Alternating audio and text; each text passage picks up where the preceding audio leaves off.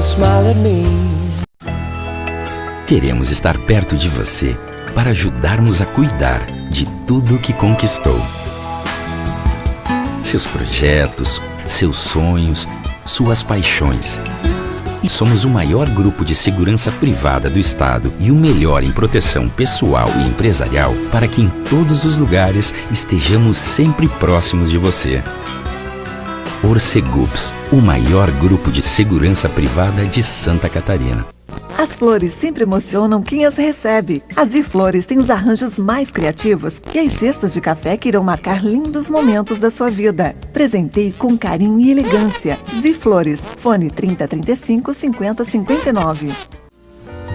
Oh girl, when you smile at me. Agora estamos aqui no nosso quadro Sala de Terapia. E hoje, gente, nós vamos falar de um assunto muito importante mesmo, porque eu fiquei sabendo de dados alarmantes, dados constatados que estão preocupando muito. E para falar sobre esse assunto, eu estou recebendo aqui a Simone Padoim, ela que é psicóloga, e veio aqui conversar com a gente sobre bipolar, né? O que é ser bipolar, gente? A gente ouve falar tanto hoje em dia, né? Há um tempo atrás era muito esquizofrenia, paranoia, mas de um tempo para cá se ouve falar muito em bipolar. E, a pessoa é bipolar, mas na verdade a gente nem sabe ao certo o que é isso. Então, Simone, o que seria uma pessoa bipolar? Então, a bipolaridade é um transtorno do humor, tá? E ela compõe dois polos, né? Um polo com marcação mais depressiva e o outro polo mais maníaco, ok? O espectro é grande. Entre o processo depressivo e a mania, o paciente passa por N momentos, N manifestações emocionais, que vão de menos grave a mais grave, de tratável em casa com a família, ou internação, enfim. Mas é basicamente uma doença do humor. Pelo que você falou, estatisticamente, nós temos um número altíssimo de sim, casos, né? Sim. Então, como a pessoa que está nos assistindo hoje, porque a gente tem mania até de... Isso virou meio uma brincadeira. A pessoa faz uma coisa, não, é bipolar, né? Como nós conseguimos identificar esse quadro de uma pessoa bipolar? Então, uma marcação importante que eu faria é que não tentem fazer isso sozinho, porque é um dos diagnósticos mais complexos, é um dos diagnósticos mais difíceis de ser dado, né? Entre a manifestação da bipolaridade e o diagnóstico de você é um bipolar, você está um bipolar ou é um bipolar, leva 9 anos, em média. Então, não dá para, de casa, tentar fazer isso sozinho. É melhor se submeter à avaliação de um profissional, psiquiatra, num primeiro momento. Uma vez que isso seja um diagnóstico fechado, existem 3 formas básicas, um tripé que faria combate ao diagnóstico, né? Que a gente chama de psicoeducação, farmacoterapia e psicoterapia. Tem uma idade específica que a pessoa consegue desenvolver isso, ou a vida toda ela desenvolve em determinados momentos por traumas, ou tem a ver com estresse? Como é que é? Então, até esse momento, a gente está entendendo o sintoma como crônico, né? Uma vez bipolar, para sempre vai estar em tratamento, para sempre vai estar em psicoterapia, tratamento medicamentoso, psicoterápico, né? E na psicoeducação, informando sobre o sintoma. É regra básica hoje na psicoterapia que a gente dê ao bipolar condições de ele dominar, controlar de forma útil o sintoma dele. Ele precisa reconhecer cada movimento, a demanda, o que está aparecendo, o que é mais forte, se é uma hipomania, se é uma mania.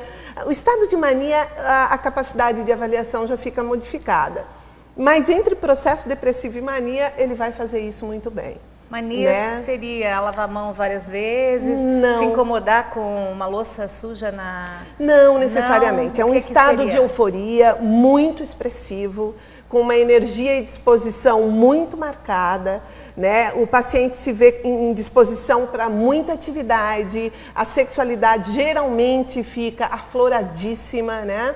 A disposição de atividade física é muito grande. Uma outra coisa importante é o sono, né? O sono é praticamente uma variável comum a todos os bipolares de estar afetado, né? Então, esse é um sintoma fácil de perceber para um familiar de um bipolar, para aqueles que acompanham, para o psicoterapeuta, para o psiquiatra, ou seja, o sono tem que estar em ordem. O bipolar em mania, ele dorme 2 horas, 3 horas e se sente refeito, né? Isso não é saudável. A higiene do sono prevê condições de sono adequada e número de horas. Sim. Né? Isso é o mínimo que pode acontecer para garantir uma medida de saúde emocional e física também, né? E biológica também. Geralmente isso acontece com crianças, na adolescência ou mais na fase adulta? Não, afeta as crianças também. O diagnóstico na criança, ele tem uma tendência de ser de hiperatividade, ou seja, e numa criança é ainda mais complexo. Enfim, ele manifesta muito mais pela irritabilidade, pela agressividade, mas a gente supõe que o desenvolvimento infantil prevê isso, uma medida de irritabilidade na criança. Então, você não pode sair enquadrando. Esse é o risco de dar nome a um sintoma, né? Que a brincadeira que tu te referiu é em função de um nome ter vindo à tona, né? Sim. Então, agora a bipolar tem esses aspectos contemplados e essa pessoa bipolar. Então, aí virou uma grande brincadeira que todo mundo é bipolar, né? Por exemplo, faz pouco tempo a Globo veiculou uma novela sobre esquizofrenia, onde o paciente era agressivo, tinha surtos, saía da realidade, né? Porque o esquizofrênico ele vive num mundo que é só dele, que é um mundo paralelo, que ele cria fantasias, que a família está presa, que isso, que aquilo, coisas fantasias.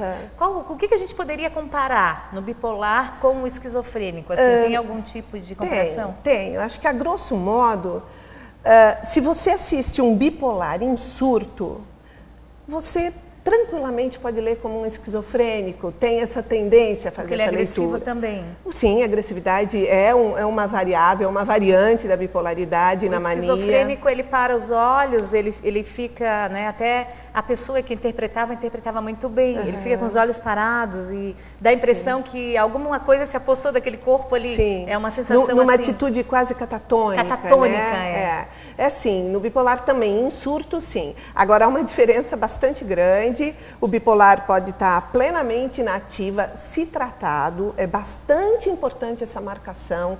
O tripé do tratamento da bipolaridade é a psicoeducação, a psicoterapia e a farmacoterapia. Sem esse casamento, não tem um tratamento, uma resposta adequada de combate à bipolaridade. Isso a pessoa já nasce, ou ela desenvolve, ou é uma coisa do organismo, é uma doença física mesmo? Então, já tem a ciência já está admitindo que ela é herdada, né? Porém, deflagra ou não, dependendo do espaço em que essa pessoa vive, das histórias que ela tem de vida, das tragédias ou dos estresses. Às vezes, até um estresse positivo, um casamento, o nascimento de um filho, pode detonar o dado bipolar numa pessoa que tem familiares. Quase sempre você vai descobrir na árvore emocional outros familiares com o mesmo sintoma. Né? E você que a gente estava conversando um pouquinho, bastidores lá, tal, comentou das separações, né? Que em função da doença tem havido muitas separações. Num papo muito informal, eu encontrei uma advogada outro dia e ela me falou, nossa, então você trabalha a bipolaridade? Eu falei, é o que tem me interessado muito. Ela falou, 40% das separações no meu escritório são em função de bipolaridade. Eu acho que é um número bem razoável para a gente pensar nisso, né? Bem razoável para a saúde pública assumir isso, né? E tentar trabalhar de uma forma a dar uma vida regular aos bipolares, que essa é a palavra mágica, né? Quando você está em bom tratamento, você tem regularidade, porque o bipolar, o drama dele é manter as coisas regulares, né? Ele não apresenta regularidade no que faz. Sim, é muito oscilante. Muito oscilante. Um dia está muito bem, outro dia está muito mal. Um dia está de bem com a vida, outro dia está de mal com a vida. Eu só vou fazer o cuidado de...